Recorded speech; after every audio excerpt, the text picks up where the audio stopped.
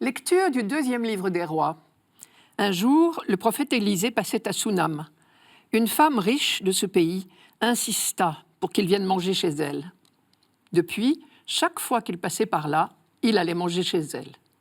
Elle dit à son mari, « Écoute, je sais que celui qui s'arrête toujours chez nous est un saint homme de Dieu. Faisons-lui une petite chambre sur la terrasse. Nous y mettrons un lit, une table, un siège et une lampe. Et quand il viendra chez nous, il pourra s'y retirer. » Le jour où il revint, il se retira dans cette chambre pour y coucher. Puis il dit à son serviteur, « Que peut-on faire pour cette femme ?» Le serviteur répondit, « Hélas, elle n'a pas de fils et son mari est âgé. » Élisée lui dit, « Appelle-la. » Le serviteur l'appela et elle se présenta à la porte. Élisée lui dit, « À cette même époque, au temps fixé pour la naissance, tu tiendras un fils dans tes bras. » Ceci se passe donc à Sunam, un petit village du royaume du Nord, en Galilée. Élisée est au début de sa carrière, vers 850 avant Jésus-Christ. Et il va s'instaurer entre lui, l'homme de Dieu, Élisée, et cette famille, une relation forte et durable d'amitié. Elle se déroule en 4 actes. Ce dimanche, nous lisons seulement le premier épisode. Mais je vous les raconte tous. Le premier acte, c'est donc la promesse d'un enfant pour une femme stérile. À vue humaine, il n'y avait certainement plus d'espoir de grossesse pour cette femme, puisqu'elle ne prend pas la promesse au sérieux. Elle semble même reprocher au prophète de remuer le couteau dans la plaie, en la berçant d'illusions. Nous avons entendu la promesse d'Élisée. L'an prochain, à cette même époque, tu tiendras un enfant dans tes bras. Mais nous n'avons pas entendu la réponse de la Sunamite. Elle ne croit pas à cette promesse d'Élisée. Et elle lui rappelle gentiment que lui, l'homme de Dieu, ne peut pas se permettre de mentir.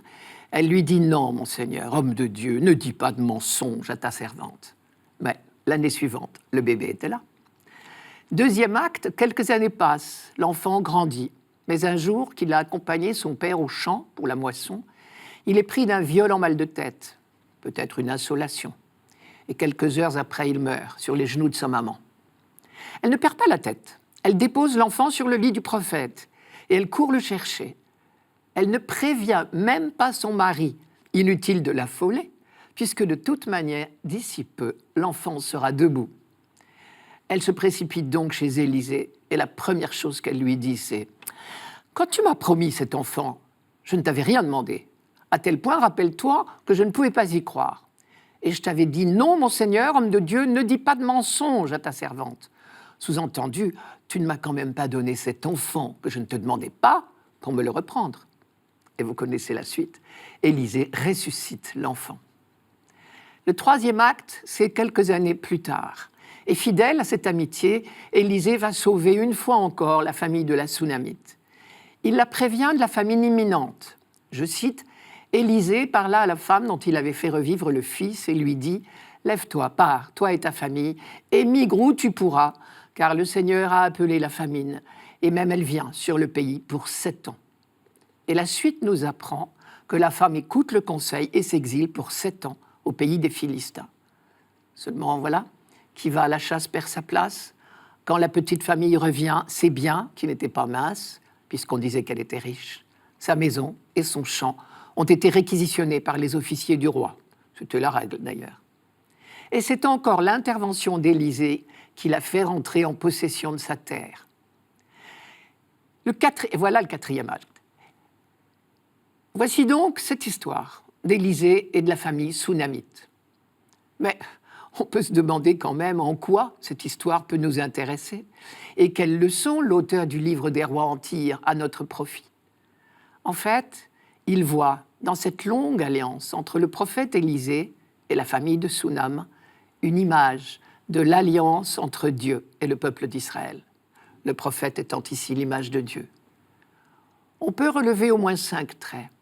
D'abord, la durée de cette histoire dit la fidélité de Dieu que même l'incrédulité ne rebute pas. Ensuite, la sollicitude sans faille de l'homme de Dieu pour son hôtesse dit la sollicitude constante de Dieu pour son peuple. Et cette sollicitude va jusqu'à vouloir habiter au milieu de son peuple, comme Élisée accepte de s'installer dans la chambre sur la terrasse. Rappelez-vous toute l'histoire de la construction du temple de Salomon. Dieu habite au milieu de son peuple. Plus tard, ce souci d'Élisée de redonner à la femme ses biens évoque la promesse de Dieu de redonner à Israël sa terre. Or, vous savez qu'on pense généralement que le livre des rois date de la période de l'exil à Babylone, un moment où il est essentiel de relire l'histoire et de s'appuyer sur les promesses de Dieu. Enfin, la promesse de la naissance et la résurrection de l'enfant sont le signe que Dieu est le Dieu de la vie. Quant à la femme, son attitude nous est donnée en modèle. Un modèle finalement bien simple à suivre, accueillir le prophète en sa qualité de prophète, comme dira plus tard Jésus, ce sera l'évangile de ce dimanche, et faire une confiance si totale qu'on ose parler du fond de son cœur, y compris pour dire ses besoins et sa révolte. Heureuse est-elle, la femme de Sunam, qui a su reconnaître en Élisée un saint homme de Dieu. Mais au fait, nous savons désormais que Dieu habite le cœur de tout homme. À nous de savoir l'y reconnaître et d'accueillir tout homme en conséquence.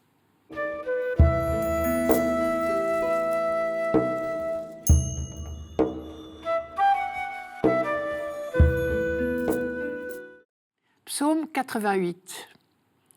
L'amour du Seigneur, sans fin je le chante. Ta fidélité, je l'annonce d'âge en âge. Je le dis, c'est un amour bâti pour toujours. Ta fidélité est plus stable que les cieux. Heureux le peuple qui connaît l'ovation. Seigneur, il marche à la lumière de ta face. Tout le jour à ton nom, il danse de joie, fier de ton juste pouvoir. Tu es sa force éclatante, ta grâce accroît notre vigueur. Oui, notre roi est au Seigneur, notre bouclier au Dieu saint d'Israël. La première lecture de ce dimanche nous faisait entendre le récit de la longue amitié qui s'était nouée au fil des ans entre une famille de Galilée et le prophète Élisée, l'homme de Dieu, comme on disait. À travers cette histoire d'une belle relation humaine, nous étions invités à méditer sur l'alliance éternelle entre Dieu et son peuple, et plus largement l'alliance entre Dieu et l'humanité tout entière. L'amour du Seigneur sans fin, je le chante. Ta fidélité, je l'annonce d'âge en âge. Je le dis, c'est un amour bâti pour toujours. Ta fidélité est plus stable que les cieux. Ceci dit, nous savons tous que cette merveilleuse histoire d'amour entre Dieu et les hommes ne ressemble pas toujours à un chemin parsemé de roses. Nous avons entendu ici quelques versets seulement du psaume 88, qui en comporte en fait 53. Et dans ces quelques versets, tout a l'air si simple. Apparemment, c'est l'euphorie. Mais justement, c'est cette facilité qui devrait nous mettre la puce à l'oreille. Nous l'avons appris avec les prophètes. Plus un passage parle de lumière, de victoire, plus on devine qu'il a été écrit en période sombre, en temps de défaite. Ici, les premiers mots du psaume, ce sont l'amour et la fidélité du Seigneur. Autant dire tout de suite qu'il était urgent d'y croire si on ne voulait pas sombrer dans le découragement. Et si vous ne me croyez pas, allez voir dans vos Bibles le verset 50 de ce psaume. Je vous le donne. « Où donc est, Seigneur, ton premier amour, celui que tu jurais à David sur ta foi ?» Ce qu'on semble affirmer si fort dans les autres versets, en réalité, on craint bien de l'avoir perdu. Deuxième remarque préliminaire, dans la Bible, l'ensemble des psaumes est composé de 5 livres, dont chacun se termine par une formule de bénédiction. Ce psaume 88 est le dernier du 3e livre. Et son dernier verset, je vous le donne, est « Béni soit le Seigneur pour toujours. Amen. Amen ». Mais c'est l'ensemble de ce psaume qui a un caractère de conclusion, ou plutôt de synthèse. Écrit très probablement pendant l'exil à Babylone, il brosse en fait la fresque de l'histoire d'Israël. Les commencements de l'Alliance, les promesses faites à David, l'attente du Messie, et maintenant l'exil, c'est-à-dire l'écroulement. Plus de roi à Jérusalem, plus d'héritier royal, donc pas de Messie. Dieu aurait-il oublié ses promesses ? Où donc est, Seigneur, ton premier amour ? Ces deux remarques pour dire tout de suite qu'en chantant les quelques versets de ce dimanche, il ne faudrait pas oublier tout le reste du psaume, sous peine de le défigurer. Mais j'en viens aux versets proposés pour la messe de ce 13e dimanche. Et puisqu'ils sont courts, j'en profite pour les regarder d'un peu plus près. Souvent, ces dernières semaines, nous nous sommes émerveillés de la richesse du contenu des psaumes. Nous n'avons pas pris beaucoup le temps de nous arrêter sur la forme. Pour changer, je commence par le vocabulaire. Dans les 2 premiers versets, nous avons déjà rencontré 2 fois le couple de mots « amour » et « fidélité ». Et si vous avez la curiosité de lire ce psaume 88 en entier, vous les retrouverez 7 fois. Ce chiffre 7 n'est pas non plus le fruit du hasard. Et dans cette expression « amour » et « fidélité », vous avez reconnu la traduction qu'on a toujours faite de la révélation que Moïse avait reçue du Seigneur au Sinaï. Dieu miséricordieux et bienveillant, plein de fidélité et de loyauté. Exode chapitre 34. Et quand le premier verset nous fait dire « L'amour du Seigneur sans fin, je le chante », le mot « amour » dans le texte hébreu signifie en fait les gestes d'amour de Dieu. Dieu n'aime pas seulement en parole, mais en acte et en vérité, comme dirait saint Jean. Et c'est précisément en exil que le peuple d'Israël se remémore plus que jamais tous les gestes d'amour de Dieu pour lui. Car la tentation serait trop forte de penser que Dieu aurait pu oublier son peuple. Et un noyau de croyants compose des hymnes qui rappellent à tout le peuple que Dieu n'a jamais cessé d'être le roi d'Israël. C'est le sens de cette dernière phrase un peu curieuse. Notre roi est au Seigneur, notre bouclier au Dieu saint d'Israël. Très difficile à traduire de l'hébreu au français. Prononcée justement à un moment où il n'y a plus de roi en Israël, cette phrase signifie en fait « notre roi, c'est le Seigneur, notre bouclier, c'est le Saint d'Israël ». Et pour le dire encore mieux, on utilise tout un vocabulaire royal, ovation, pouvoir, force, vigueur, bouclier.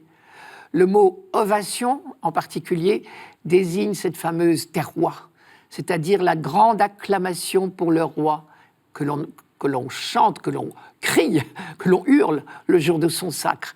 C'est une acclamation guerrière.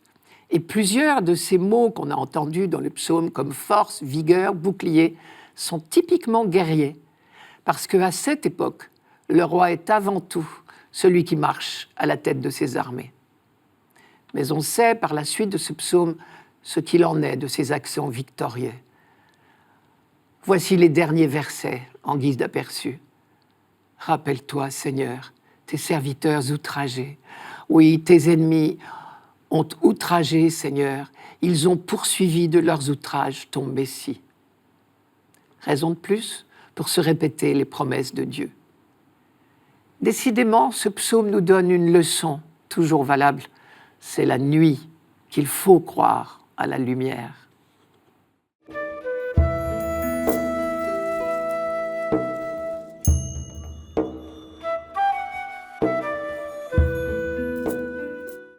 Lecture de la lettre de saint Paul apôtre aux Romains.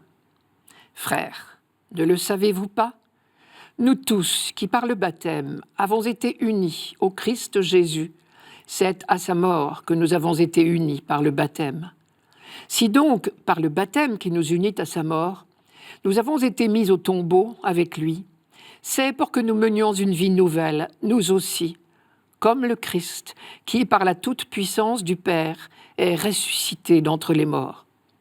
Et si nous sommes passés par la mort avec le Christ, nous croyons que nous vivrons aussi avec lui.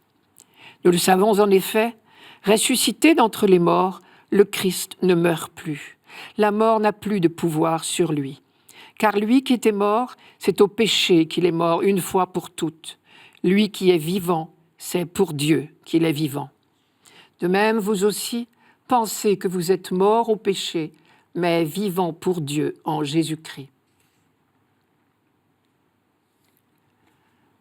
Le thème majeur de la lettre aux Romains pourrait se résumer ainsi. Dieu nous sauve par pure grâce, qui que nous soyons. Il nous suffit d'accueillir ce salut dans la foi. Cette insistance de Paul sur la gratuité du salut lui valait une objection que nous entendons aussi parfois aujourd'hui, ici ou là. On lui dit « À trop insister sur la gratuité du salut de Dieu, vous encouragez le péché, sous-entendu, alors on peut faire n'importe quoi, vous prêchez le laxisme. » Paul s'en défend ici en disant « Ne me faites pas dire qu'il est sans importance de pécher, sous prétexte qu'il y a la grâce de Dieu. Car désormais, le péché ne nous concerne plus. Depuis notre baptême, nous sommes des créatures nouvelles sur lesquelles le péché n'a plus de prise. Si quelqu'un est en Christ, il est une nouvelle créature. » C'est dans la 2e aux Corinthiens. Sa réponse à ses détracteurs n'est pas fondée sur des principes moraux, mais sur le mystère du salut. Il faut dire que Paul vit son baptême avec une telle profondeur que nous avons un peu de mal à le suivre. Quand Paul parle de création nouvelle, il parle, lui, d'expérience. Sur le chemin de Damas, quand il s'est relevé, il était un autre homme. Il était mort à tout ce qu'était sa vie antérieure, une certaine manière de voir, d'agir, de croire surtout. C'est ce mot « mort » qui représente pour nous l'une des principales difficultés de ce texte, car il revient pratiquement à toutes les lignes. Et il nous est bien difficile de lui donner un autre sens que celui de notre langage courant, la mort biologique qui attend tous les humains et qui nous fait si peur. Or, Paul lui donne un tout autre sens dans ce texte, qui se place à un niveau uniquement théologique. Nous sommes passés par la mort avec le Christ. Lui qui est mort, c'est au péché qu'il est mort une fois pour toutes. Pensez que vous êtes morts au péché. De quelle mort parle-t-il ? Paul nous dit « Nous sommes passés par la mort avec le Christ, mais pourtant, nous nous sentons bien vivants. Sinon, nous ne serions pas là aujourd'hui, vous et moi. » C'est donc qu'il ne s'agit pas de la mort biologique. Il emploie ici ce mot « mort » pour évoquer une rupture radicale avec le passé. Quand Paul dit « nous sommes morts au péché », il veut dire que nous sommes morts à notre mauvaise manière de vivre. Désormais, nous vivons une vie nouvelle. Nous avons abandonné les fausses valeurs du monde pour vivre à l'image de Jésus.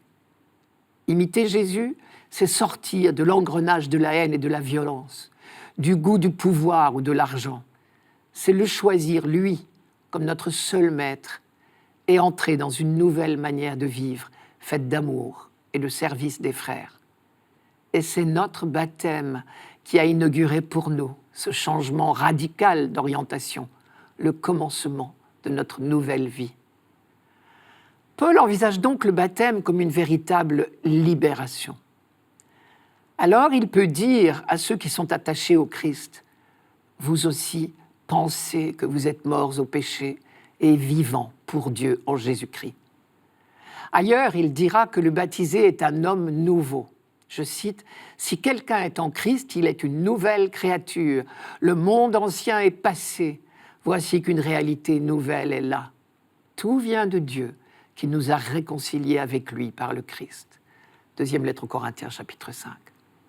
Cette transformation est donc déjà chose faite. Mais en même temps, elle reste à faire. Notre vie nouvelle est inaugurée par notre baptême. À nous maintenant d'y conformer tous nos comportements quotidiens. Et c'est ainsi que Paul répond aux objections qui lui étaient faites de présenter un tableau un peu trop rose de la vie du chrétien. Car sa conclusion représente une exigence formidable, finalement. De même, vous aussi pensez que vous êtes morts au péché et vivants pour Dieu en Jésus-Christ. Oui, entrer dans le salut, c'est très simple, il suffit d'y croire. Mais c'est très exigeant, car désormais nous devons, de mener une vie nouvelle, conforme à l'esprit du Christ.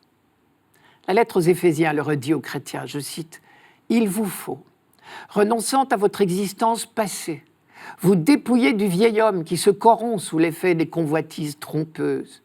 Il vous faut être renouvelé par la transformation spirituelle de votre intelligence et revêtir l'homme nouveau, créé selon Dieu dans la justice et la sainteté qui viennent de la vérité. » Le secret, pour nous laisser renouveler entièrement, comme dit l'apôtre ici, rester les yeux fixés sur la croix du Christ, lui qui nous donne l'exemple parfait de l'obéissance et de la douceur, seul capable de casser l'enchaînement de la violence. Demeurez en moi comme je demeure en vous. De même que le sarment, s'il ne demeure sur la vigne, ne peut de lui-même porter du fruit, ainsi vous non plus, si vous ne demeurez en moi.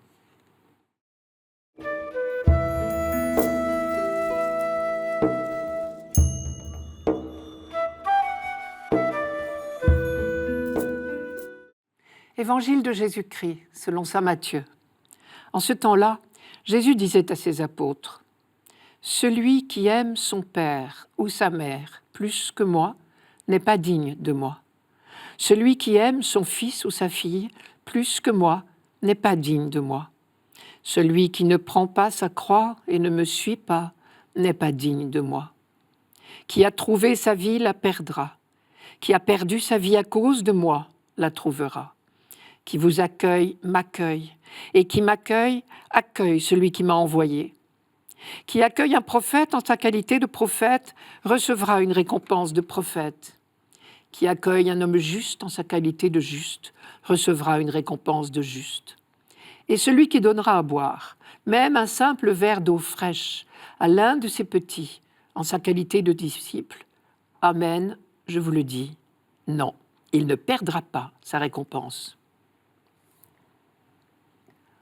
À première vue, ce texte est une succession de maximes dont on ne voit pas très bien le lien entre elles. Mais à force de les lire et relire, on découvre au contraire qu'il s'agit d'un même appel, celui des choix nécessaires, des renoncements exigés par la fidélité à l'Évangile. Je prends le texte en suivant. « Qui aime son père ou sa mère plus que moi n'est pas digne de moi. Celui qui aime son fils ou sa fille plus que moi n'est pas digne de moi. » Il ne faut pas entendre le mot « aimer » au sens habituel des affections familiales. Jésus ne nous dit pas de ne pas aimer notre prochain, ce serait nouveau. Mais on est dans un contexte de persécution, aussi bien quand Jésus parle, puisqu'il en mourra, que quand Matthieu écrit son évangile. Et tous les temps de persécution provoquent des drames cornéliens. Le choix se pose entre la fidélité ou la mort. Et même en dehors d'un contexte de persécution violente, on sait bien que c'est en famille et avec les amis les plus proches qu'il est souvent le plus difficile de témoigner de ses convictions. Et parfois, de véritables déchirures peuvent se produire dans le tissu familial. Celui qui ne prend pas sa croix et ne me suit pas n'est pas digne de moi. Qui veut garder sa vie pour soi la perdra. Qui perdra sa vie à cause de moi la trouvera. Prendre sa croix. Que pouvait signifier cette expression dans la bouche de Jésus à ce moment-là ? La crucifixion était un supplice courant qui sanctionnait tout manquement à l'ordre public. Le long des routes de l'Empire romain, il arrivait qu'on voit des crucifixions par centaines et même par milliers. Ce supplice infamant inspirait l'horreur et exposait à l'opprobre des foules et à la risée des passants celui qui méritait d'être retranché du peuple. D'ailleurs, on le voit au moment de la condamnation du Christ. Il n'était pas question de crucifier quelqu'un dans l'enceinte de la ville. Tout le monde connaissait la phrase du livre du Deutéronome, d'après laquelle tout condamné à mort au nom de la loi est maudit de Dieu. Ou rappelez-vous le psaume 21.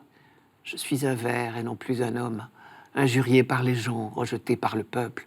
Tous ceux qui me voient me bafouent. Ils ricanent et hochent la tête. » Jésus exprime ici la conscience qu'il a de la persécution qui l'attend, lui et tous ceux qui prendront sa suite. Car si les disciples vont au bout du témoignage, ils courront inévitablement le risque de se heurter aux autorités. Il leur faudra accepter d'être méconnus, humiliés. Il leur a bien dit, « Le serviteur n'est pas plus grand que son maître. S'ils m'ont persécuté, ils vous persécuteront aussi. » Qui vous accueille, m'accueille. Et qui m'accueille, accueille celui qui m'a envoyé.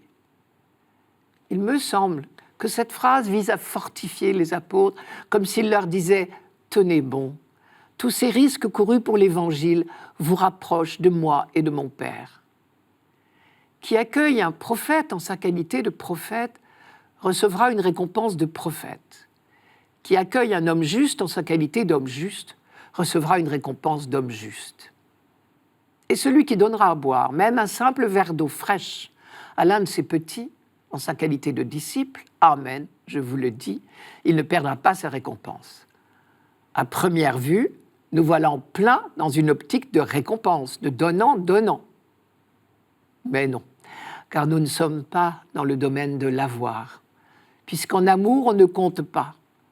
Ce que Dieu nous donne n'est pas quantifiable, c'est du domaine de l'être, c'est la vie éternelle, c'est-à-dire la vie dans son intimité. Tous les saints témoignent d'une qualité de bonheur, pas d'une quantité de bien.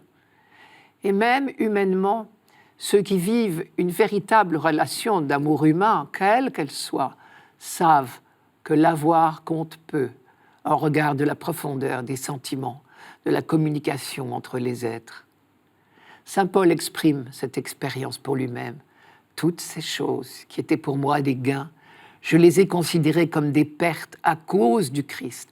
Mais oui, je considère que tout est perte en regard de ce bien suprême qu'est la connaissance de Jésus-Christ le Seigneur, parce que j'ai été saisi moi-même par Jésus-Christ.